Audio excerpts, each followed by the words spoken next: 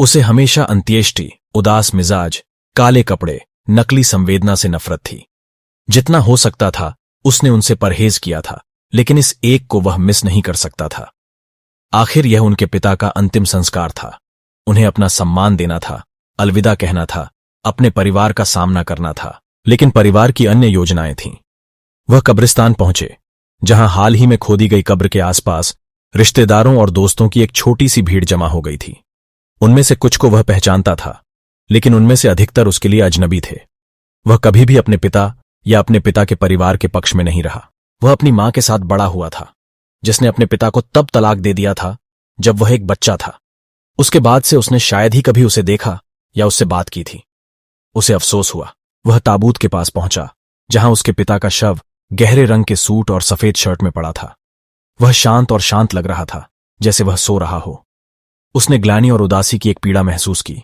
सोच रहा था कि क्या वह और अधिक कर सकता था, अगर वह एक बेहतर बेटा हो सकता था, अगर वह उससे अधिक प्यार कर सकता था। वह रोया। उसने अपने पिता का हाथ छुआ, ठंडा और कठोर। उसने अलविदा कहा। उम्मीद है कि वह उसे सुन सकता है, उम्मीद है कि वह उसे माफ कर सकता है। वह जाने के लिए मुड़ा, लेकिन तभी उसे कुछ महसूस हुआ। एक निचोड़, एक पकड़, एक नाड़ी।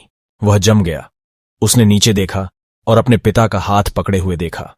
उसने देखा कि उसके पिता की आंखें खुली हुई हैं। वे उसे क्रोध और पीड़ा के मिश्रण से घूर रहे हैं। उसने अपने पिता की आवाज सुनी, कर्कश और नीची। बेटा, तुमने मुझे क्यों मारा? वह चिल्लाया, जोर से और तीखा, अपने आसपास के सभी लोगों का ध्यान आकर्षित कर रहा था। उसने भागने की कोशिश की, छूटने की, भागने की, लेकिन उसके पिता का हाथ मजबूत और कड़ा था। उसने उसे पकड़ रखा था। उसने महसूस किया कि उसके पिता के नाखून उसके मांस में खोद रहे हैं, खून खींच रहे हैं। वह घबरा गया। उसने चारों ओर देखा। उम्मीद कर रहा था कि कोई उसकी मदद करेगा, उम्मीद है कि कोई देखेगा कि क्या हो रहा है, लेकिन किसी ने नहीं किया। किसी को कुछ गलत नजर नहीं आया। वे सभी उसे दया और चिंता से देखते थे, सोचते थे कि वह दुख से उबर गया है, यह सोचकर कि वह टूट रहा है। वे गलत थे। उसने देखा कि उसके पिता का मुंह हिल रहा था। ऐसे शब्द बन रहे थे जिन्हें केवल वही सुन सकता था, शब्द जो उसे हड्डी तक ठंडा कर देते थे। मुझे पता है कि तुमने क्या किया बेटा। मुझे पता है कि तुमने मुझे कैसे जहर दिया। मुझे पता है कि तुम मेरे पैसे कैसे चाहते थे। मुझे पता है कि तुम मुझसे कैसे नफरत करते हो। उसने मना कर दिया। उसने अपना सिर हिलाया, आरोपों से इनकार करने की कोशिश कर रहा था, वास्तविकता को नकारने की कोशिश कर रहा था। उसने खुद से कहा कि यह एक मतिभ्रम, एक दुःस्वप्न, उसके दिमाग की एक चाल थी।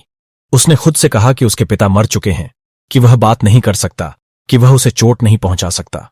वह झूठ बोला। उसने अपना सिर हिलाया, आरोपों से इनकार करने की कोशिश कर रहा था, वास्तविकता को नकारने की कोशिश कर रहा था। उसने खुद से कहा कि यह एक मतिभ्रम, एक दुःस्वप्न, उसके दिमाग की एक चाल थी। उसने खुद से कहा कि उसके पिता मर चुके हैं, कि वह बात नहीं कर सकता, कि वह उसे चोट नहीं पहुंचा सकता। वह झूठ बोला। वह जानता था कि यह सच है। वह जानता था कि उसने अपने पिता को मार डाला है।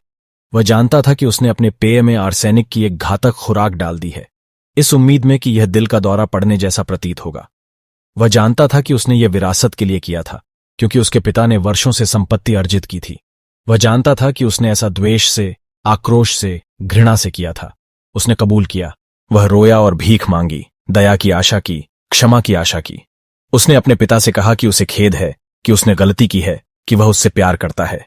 उसने अपने पिता से कहा कि वह उसे ठीक करने के लिए कुछ भी करेगा। उसने याचना की, लेकिन उसके पिता नहीं माने। उसके पिता ने परवाह नहीं की। उनके पिता केवल एक चीज चाहते थे, बदला। उसने महसूस किया कि उसके पिता का हाथ उसकी कलाई के चारों ओर कस गया है, उसकी हड्डियां कुचल रही हैं। उसने महसूस किया कि उसके पिता के दांत उसकी गर्दन में काट रहे हैं, उसके मांस को नोच रहे हैं। उसने अपने कान पर अपने पिता की सांसों को महसूस किया और अपने अंतिम शब्द फुसफुसाया, अलविदा बेटा। उसकी मृत्यु हो गई।